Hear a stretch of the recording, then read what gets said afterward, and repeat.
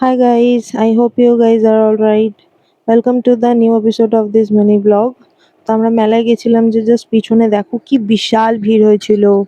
অনেক ভিড় হয়েছিল মেলাতে আর আমার বোন কিরকম অদ্ভুত ভাবে একটা আইসক্রিম মুখের সামনে ধরলো, কি বাজে লেগেছিল আমার তখন। ইস, আর আমার বাবা তখন একটা আইসক্রিম নিয়েছিল, ওইটা নিয়েই আর কি মারছিল।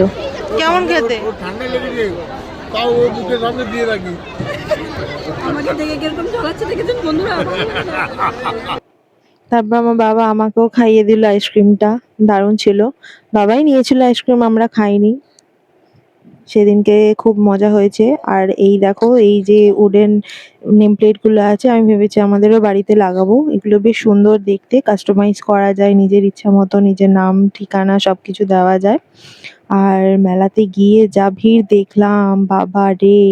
যেহেতু লাস্ট ডে ছিল, প্রচন্ড ভিড় হয়েছিল মেলাতে। কিন্তু ঘুরেও খুব মজা লাগছিল, যেহেতু বাবা আর বোন সাথে ছিল। তো সব দোকানেই গিয়ে দেখছিলাম কি আছে কি না আছে। অনেক বড় তো মেলাটা, পার্কটা ভীষণ বড়। তো অনেক স্টল বসে, খুব সুন্দর লেগেছে। আর এই যে নাগরদোলাটা, ওরে বাবা বিশাল বড় ছিল। আর রাস্তায় যখন আমরা ফিরে চলে আসছিলাম তখন ভিড়টা জাস্ট দেখো।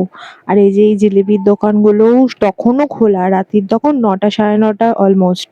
হেব্বি লেগেছিল ঘুরতে। আর আসার সময় যখন এই কাকুর দোকানটা দেখলাম, অনেক কিছু লেখা আছে দেখো ব্যাগগুলোতে। যা কামাই সব ইএমআই, ধোয়া তুলসী পাতা, একলা চলো রে, জীবনের প্রচুর চাপ, এরকম অনেক, খুব সুন্দর। তারপরে এসেই বাড়িতে দেখি ভোগের প্রসাদ এসছে, খিচুড়ি, বেগুন ভাজা, আলুর দম, এইসব মা আমাকে বেড়ে দিয়ে দিয়েছিল, যদিও আমি বেশি খেতে পারিনি। টাটা, নেক্সট ভিডিওতে দেখা হবে।